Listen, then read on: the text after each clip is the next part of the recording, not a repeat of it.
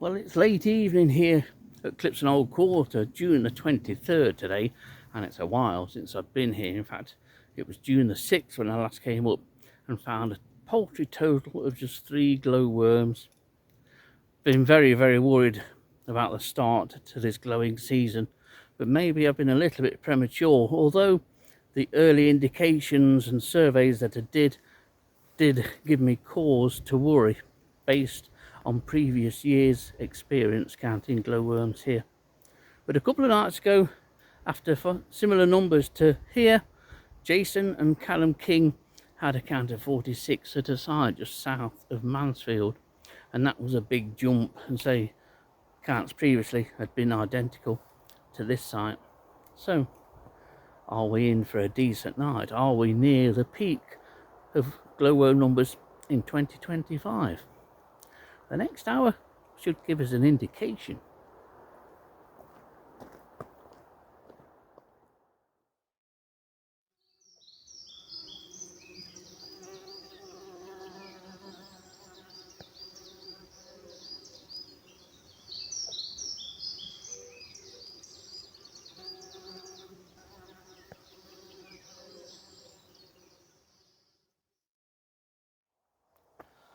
Well, before I start the survey, I will just take you through the survey route.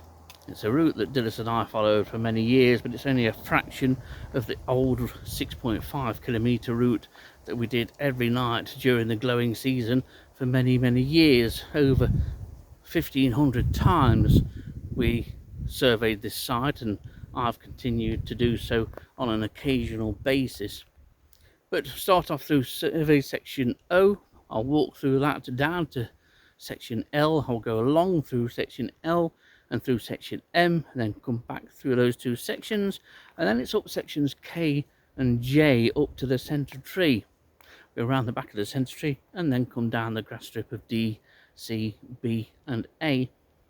If it warrants it, I may well survey other areas too, but it's section O that is first, and that will give us an indication of numbers to come.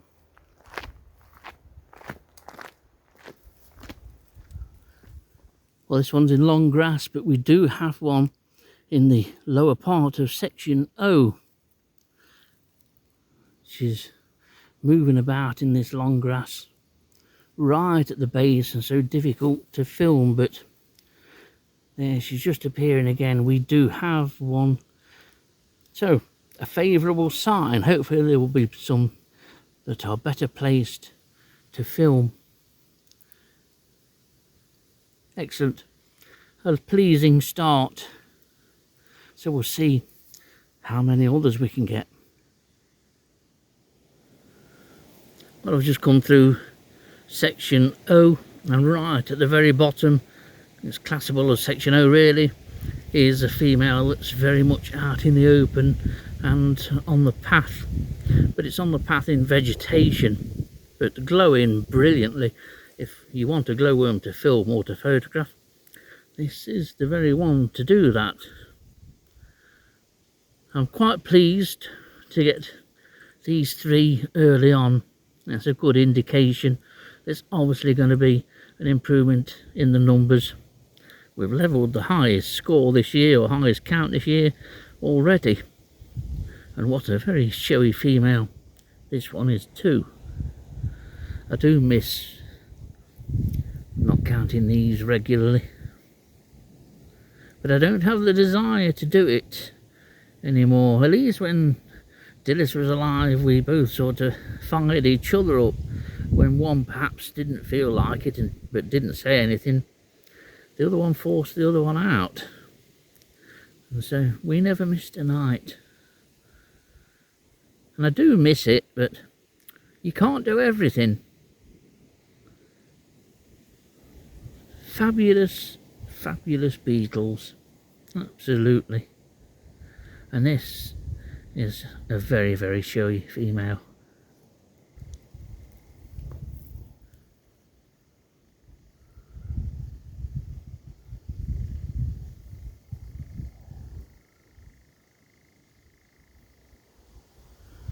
Well, 3 in the first section, section O, Now we're looking down section L, and then we'll continue through section M.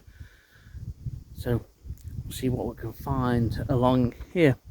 Nightjars are calling quite well, but it is breezy as well, so it won't be the best of sound. So see what we can get. Well, I've just been through sections L and M, and this is the only glowworm that we have in both those two sections. Nothing in M. This one is towards the end of section L. She's tucked well in, quite well down, but glowing very nicely. It is worrying, the lack of glowworms. But despite the breezy conditions, it's perfect conditions for glowworms to glow. The wind won't bother them at all, they'll just stay quite low to the ground and deep in the vegetation. It's very mild tonight, it's really nice conditions, but it's very, very worrying that there's only one glowworm in sections L and M. That is worrying, especially now we're just over a month after the start of the season here on May the 18th. What's going on here, I'm not entirely sure, but I think it's a cumulative effect with various factors. But we'll see what's going to turn up in sections K and J. I'm not so optimistic now, despite having a good start in section O, but we'll see.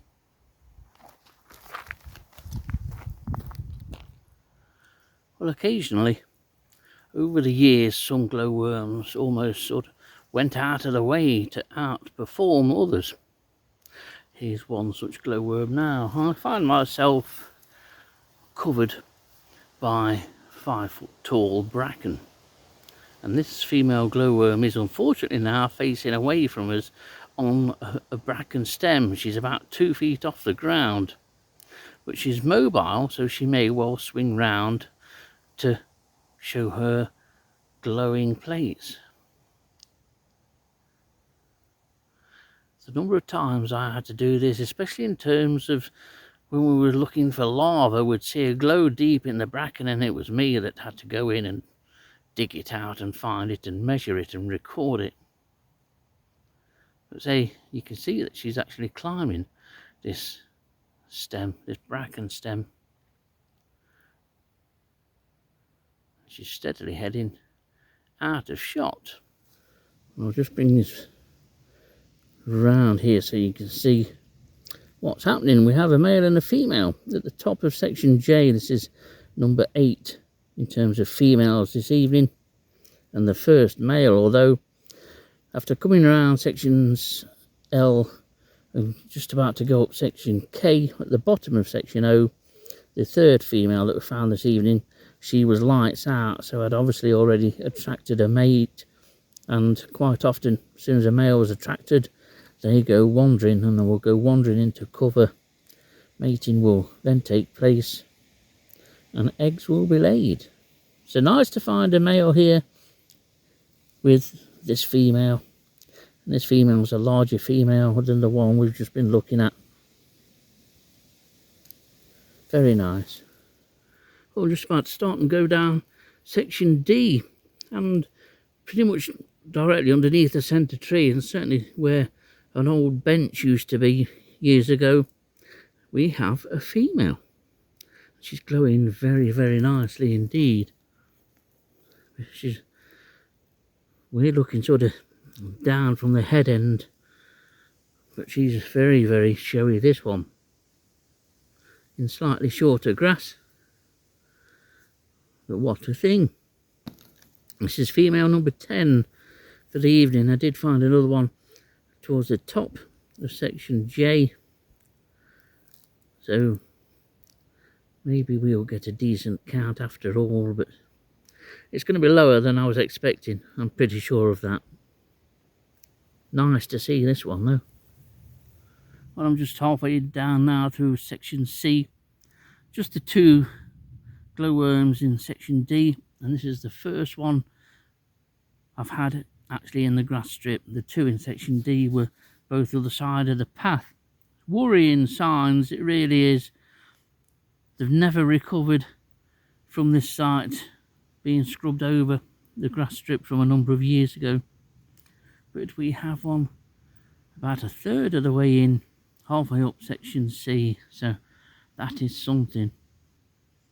It's amazing how this site has changed.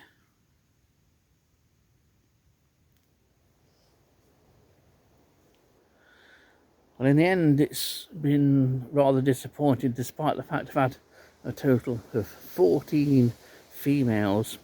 I expected more, and there should be more than 14 this time of the year and this far into the season. We're a month into the season here, but I think it's been a real sort of slow trickle, ones and twos for 2 or 3 weeks. Maybe in the last week there's been a few more, but we should be on more than 14 by this time of the year and this time of the season.